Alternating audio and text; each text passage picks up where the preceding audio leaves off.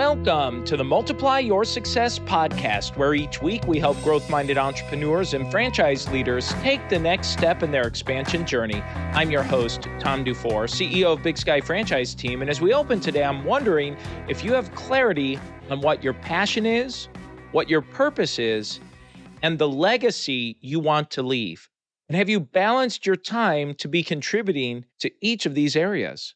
Well, our guest today is Pavel Stuchlik, and he shares with us how he has transformed himself and lessons learned to discover his true passion, purpose, and legacy. Now, with a diverse history in cycling, entrepreneurship, and coaching under Wim Hof, Pavel is a self-realization expert and father of two.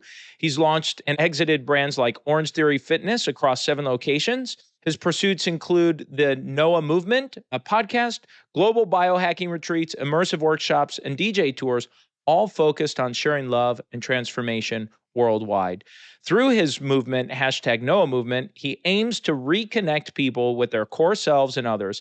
He devised the BDM method, amalgamating global tools and wisdom. So let's go ahead and jump right into my interview with Pavel. Super happy and grateful to be here. My name is Pavel Stuchlik, and I'm from the NOA AON brand. Well, thank you so much for being here. And as we are going to get our conversation started, one of the things I was hoping to talk through with you is the Me, We, Be model. I love the name. It's easy to remember and catchy. So I'd love to learn a little bit about what it is and how it works. Yes. So I'll give you a quick story, kind of how I came about this. So since young age, I've been always avid seeker of truth. I've always been looking for, what is life? What is balance? What is the true meaning of life? What is love in a true meaning of not the meaning that we see on the TVs and radio shows? And basically my whole life, I was having these up and downs. I was living, the highs, the lows, the good days, the bad days. And I was like, there must be another way to this. Like, why do we have to, always know that when we have a good days, that there's going to be bad days coming soon? And so, which, by the way, that reflects the name, NOA and AON. And NOA means movement. AON is all or none. And it symbolizes duality, that we're going left and right and highs and lows. But what it really symbolizes is how we come back to harmony, center.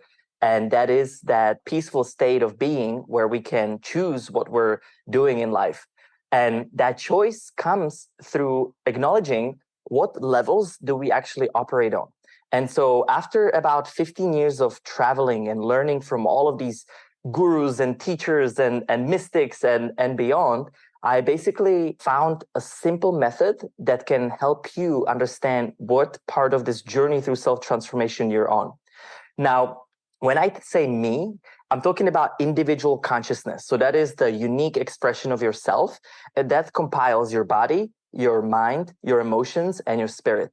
Now, when I went on this journey, I used to be very sick every 2 weeks, actually. I had a chronic fatigue, Epstein-Barr. That's kind of how the journey started for me, was how do I fix this temple, this physical body, or I also like to call it the hardware. Now, in this, I used to be a professional cyclist. And so it literally ended my professional cycling career because I literally could not train anymore because my body would just shut off. And essentially, that's what led me into biohacking, supplements, nutrition, testing, and just really figuring out what is this physical body and how can we make it healed properly. Then I went into the mind. The mental aspect of us is so crucial because I used to think I'm not good enough and I won't be able to, and all of the self-doubt and negative self-talk. And I was like, hold on, like, why am I thinking that about myself if I'm the one that's supposed to be living this life to the fullest? So what I started doing is I started rewriting all of these thoughts. And when I say mind, think of it as a software. So mind is the software, body is the hardware. And just like computer, right, we connect to the internet to be able to download new software. And for me in this round, that means the inner net. So we got to go into that process of unhooking when we slow it down, when we do deeply tune in to what actually is not working, which I will get into with the 4 steps of this journey. Now, with the mind, so I literally wrote down every negative thought I had, and then I rewrote that thought until I literally had this new software, this new image of myself that was no longer thinking that I'm this horrible person. Now, don't get me wrong, in this process, I have hurt a lot of people. I have made a lot of mistakes. And that's really what led me to be in so much pain that I had to figure out a difference. And that kind of led me to emotions. So emotional body is actually so important because that's what makes this living expression feel real. So if our emotions are, jealousy and guilt and shame, constantly, it's very toxic to the mind and to the body. And essentially, what I had to do is I had to face all my traumas. I had to face the negative relationships that I had, the pain that I've caused, before I could actually unbuckle and open up these emotions. So now I can feel happy and joyous and loved because of the natural state of healing. Now, the fourth one is your spirit. And so I actually spent a month with the psychics in Brazil.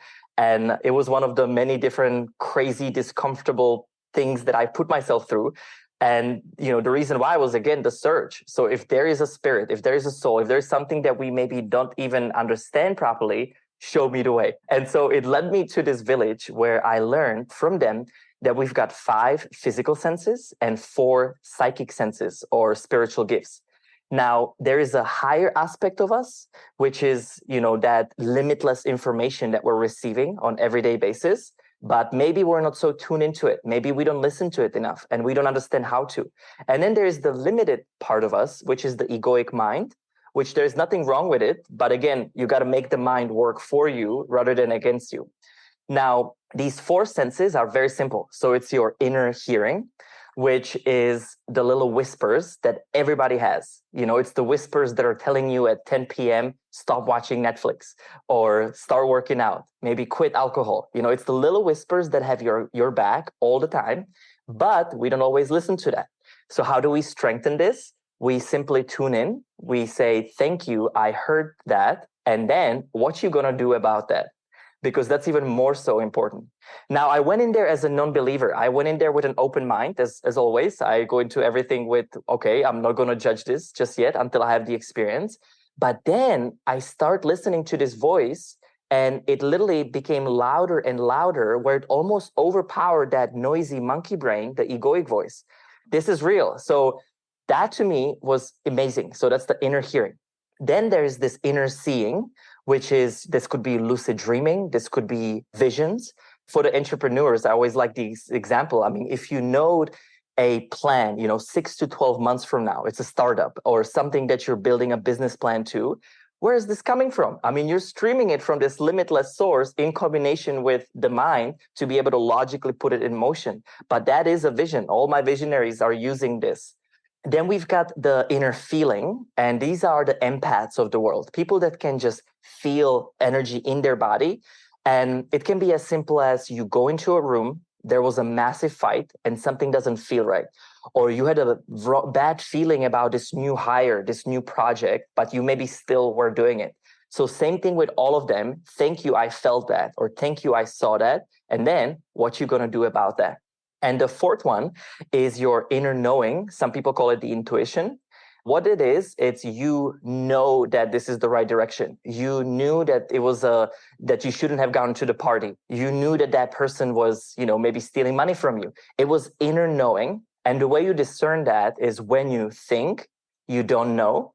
When you know, you don't think. So it's as simple as that, but yet it can be very hard at the beginning. This is why choose 1 or 2 prominent gifts, follow them, strengthen them before you kind of roll out the whole part. And through meditation, through breath work, I found it really strengthens, especially at the beginning when you may be lacking trust of this. But it will work. I can promise you that and assure you with that. So that's the me, the individual consciousness. Then we've got the we, the collective consciousness. And what that is when I start healing myself and having a better life, so to speak, I was thinking, what about my friends, my families? What about the environment that I live in? What about the clothes that I'm wearing? And so then I use that as in a 2 ways. So number 1 is your tribe, the relationships that you have from the we, from the collective construct, and then also the environment. Now, When I'm talking about relationships, I'm talking about what are the people that you spend most time with, because they're either taking you forward or bringing you backward. And you've got to recalibrate this, because if you want to have the ideal me, that self that is browsing through this life, you got to have a great tribe to support you. Then the environment. So this is really interesting because I went into a whole nother rabbit hole, and it was actually activated through the EMF. So part of the environment, I'm talking about air, the air we're breathing, the food source we're eating, the paint that we're, being exposed to in our house, the clothes that we're wearing. This can go on and on. Anything around the collective that does have an impact on you. And so basically, we built a conscious house. We've got, water filters, air filters with probiotics. We've got bedding that has earthing in them. I mean, we literally created this environment so we can support that me at the ideal level. Now, then we've got the B, which is the supra collective or supra consciousness.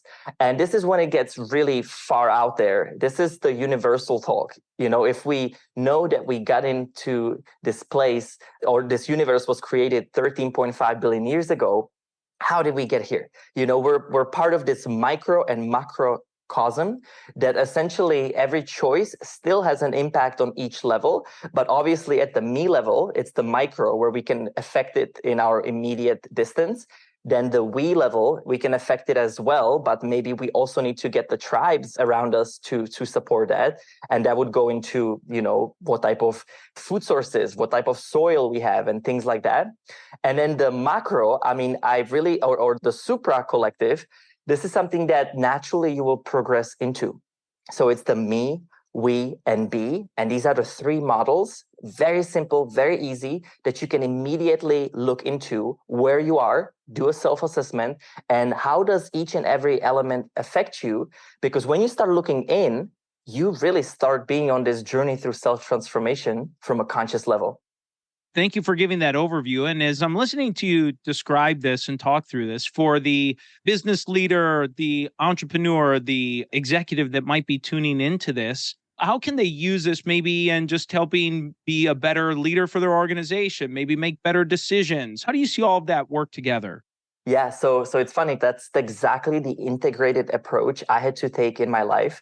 It wasn't until I went to spend 10 days in darkness with no food, no light in Thailand, where essentially what happened was I went in there as a burnout entrepreneur.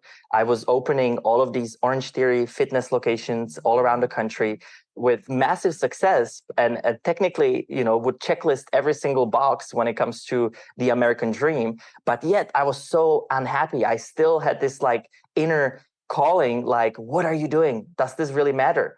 And so when I went in there, I had a major realization. So it was about day 7 when I just lost everything. I just start crying. I move into this complete state of bliss and peace for the first time in my life. Now, in that peace and bliss, I've re-identified who I am. What do I actually want from life? And how do I integrate it with the means? So I call it the passion, purpose, and legacy. Now, without continue living your passion, if you continue just being in the business and everything wraps around the business, then you're going to be so heavy spending all the time on that, but you will have no life as a person, or your relationships will be hurt. In this configuration, basically, I found this triangle. There is the yourself, how you spend time with yourself. There's the relationships, how you spend time with your most immediate relationships. And then you've got the career, or the life mission or business. And essentially, we got to find balance in all of them if we want to experience this harmony, because as probably many of you know, for me, it was the same. When I was this entrepreneur, just going from opening studio to studio, I got divorced after. My marriage failed. I had no friendships, and I, wasn't happy. So in that dark room, I re-identify what is my passion, which is music. So I actually learned how to create and produce music and become DJ. I did it through the frequencies. So I use solfeggio frequencies on a modern beat. And that's kind of how I anchored that time with myself. So that way I can be creative and I can keep on bringing new sources into the business. My purpose is workshops, retreats, speaking engagements. This is how can we share this with more people? So that's where I found my purpose. And then legacy is the means, the businesses that we either support, invest in, or build ourselves. But here's the thing. All of our businesses have to be here for the greatest good of the whole, or we don't touch it. Because what I've noticed is if it's just a transaction, yes, it can be fun. Yes, you can get, really excited for making tons of money, but it will leave you back in that same, bottom that you started. So passion, purpose, legacy was the way how I've integrated it and identified, what are my flaws so I can be at the highest performance, no matter what business that I'm choosing to, be captivating. Well, thank you for sharing that. And this is a great transition point here, Pavel, where we ask every guest the same four questions before they go. And the first question we always like to ask is, have you had a miss or two in your journey and something you learned from it? The biggest miss I've had in my life was right after I decided that I'm going to live in service to others, so to speak. So after the darkroom, about 2 or 3 years after, I have lost everything. So essentially, I went from, making millions of dollars with all of the businesses and then deciding like, okay, I'm done with this. This is not what, pleases me anymore. But the mistake I had made was I went into the second extreme. I went into the spiritual route and I don't care for money and money's evil and a lot of the things that a lot of people have to process. Now, what I've learned through it, there's nothing wrong with money. They're an energy that can be utilized in a lot of great stuff. And it obviously gives us the power to do whatever we want or into a certain extent. And so, I lost everything. I went from flying private jets into literally fasting for days because I had no dollars left on any account. My accounts were frozen for a period of time. I mean, it was one of the hardest time of my life. But here's the thing. Then I remade it when actually COVID happened. And now I have this new responsibility of how do we carry and understand the means to be able to make a great impact. Well, let's talk about the other side. You've shared some great examples already throughout the interview, but let's talk about a make or two, a highlight you'd like to share. I think the main highlight is that it is possible to make tons of money with doing good. And I think I never believed that. I mean, I wanted to believe that, but honestly didn't have the self-worth to really integrate that. And so, where I'm at now is, we understand what the value of, our brand is. And I understand what my value is when I go speak and do workshops. And before, I would be doing everything free and I wouldn't care because I just wanted to help. And it was amazing. But then I got tired. And so the biggest make I had through this is the fact that now I live this harmonious life integrated on all levels of, health, harmony, and happiness. We call it a triple H effect. Wonderful, wonderful. Well, let's talk about a multiplier, something you use to multiply yourself personally, professionally. Yeah, so I think my biggest multiplier in life is honestly my relationship. So when I got divorced, I found the love of my life. We found each other at my lowest. I mean, this is when I literally had nothing to offer in any means. But yet she saw this other person in me, which helped me accelerate my growth to where I am, today. And so I think solely the biggest multiplier in my life. The final question, Pavel, that we like to ask every guest is, what does success mean to you? Success is balancing our spiritual with our physical. So maybe you've heard this term, we're spiritual beings living a physical experience. If we, don't pay attention long enough to the spiritual, and I'm talking about self-development, I'm talking about, true desires, passions. I'm not talking about just spiritual as maybe the stigma would call it. I'm talking about, manifestation from your highest opportunities, but then integrating it here on the physical. And so I think that is really the key, that we stay grounded while we're playing this playground called Earth to the fullest. Pavel, as we bring this to a close, is there anything you were hoping to share or get across you haven't had a chance to yet? Yeah, so I think what I would love to share is maybe the 4 steps of this journey, because I've discussed, the me, we, be, but then how do we actually apply this? And also, how can you today identify where are you in all of the different aspects? So this journey brought me a very simple, method. Again, the first part is wake up, then clean up, power up, and rest up.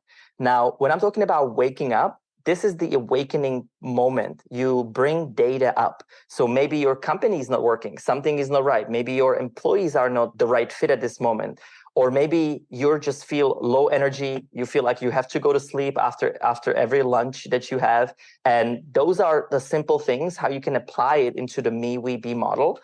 And so when you wake up, let's say that you go to a doctor and you take a blood test and you're low on vitamin D and high on environmental toxins.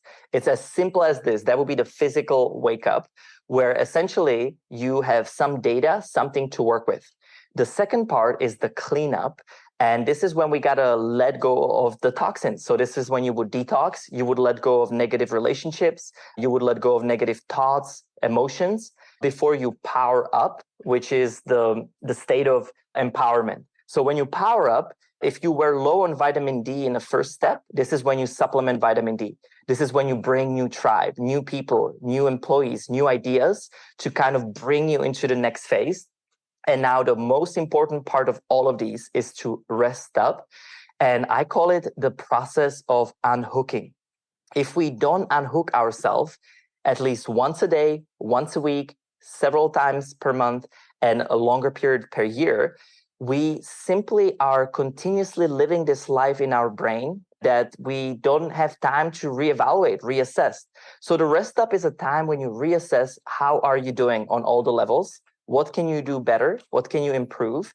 And to give you a quick example, so in the morning, every day, 1 to 2 hours, I unhook. I don't look at the cell phone. That's the most crucial part. You don't look at the cell phone as soon as you wake up. You go into either meditation, workout, maybe it's a morning ritual that you've already, done. Then you have a time with yourself to identify, how do I want my day to be? You can even visualize and imagine, who are you meeting? What are the outcomes that you want to feel? Once a week, I take 1 full day off, which is completely off of digital detox, physical detox, and hopefully part of the time is also on your own, where you're completely by yourself, so you can hear who you are, who you want to be. Then once a month, it's 3 to 4 days, which I'll give you an example. If you go on a vacation and let's say that the first 3 days, it's really hard for you to just tune in. You still have the incline to be on your phone. You don't know what to do with yourself, busy entrepreneur mindset. And essentially, it takes about 3 days to completely unhook. Now, let's say that you have the last 2 days of your vacation and you're kind of like, oh my gosh, I don't want to go back into the heat. I'm just finally relaxed. So this is why I take at least 4 days per month completely off everything and everyone. And then once a year, I take 10 to 15 days, which for me, it's the dark room. So I spend 10 days in darkness every year with no food. And this is when I can realign completely. What did I do well last year? What are the improvements? What do I want to manifest this year? And so that way, there's no more guesswork. Situations don't just happen to us. They happen off of a cause and effect of thoughts, ideas, and visions that we had that we continue repeating until we cut that off, basically. And so in those moments, this is when we have that opportunity. Pavel, how can someone find out a little bit more about what you're doing? Where can they go to find out and connect with you? Yeah, so it's noaaon.com, NOAAON.com. And then it's Noah Aon Official on any social media. You can find, digital courses. We have an on-demand library, which we'll add to the description. We always give free library to listeners that want to, test any of our stuff, as well as we do retreats, workshops, and lectures, literally 150 days out of the year, all around the world. Finally, we do bring these conscious products to the awareness. So if you were interested in more of the EMF side, or we're building a library for meditational upgrades, then essentially everything I'm talking about, it reflects on our site. Pavel, thank you so much for a fantastic interview. And let's go ahead and jump into today's 3 key takeaways. So takeaway number 1 is when Pavel talked about finding your passion, your purpose, and what legacy you'd like to leave behind. And he shared how you need to make sure you're finding the balance between each of these and how they interweave together. Takeaway number 2 is when he talked about the 4 steps of the journey. And those 4 steps were to wake up, clean up, power up, and rest up. Takeaway number 3 is when he gave us his definition of success, where he said, success is balancing our spiritual with our physical, finding a balance between there. And now it's time for today's win-win.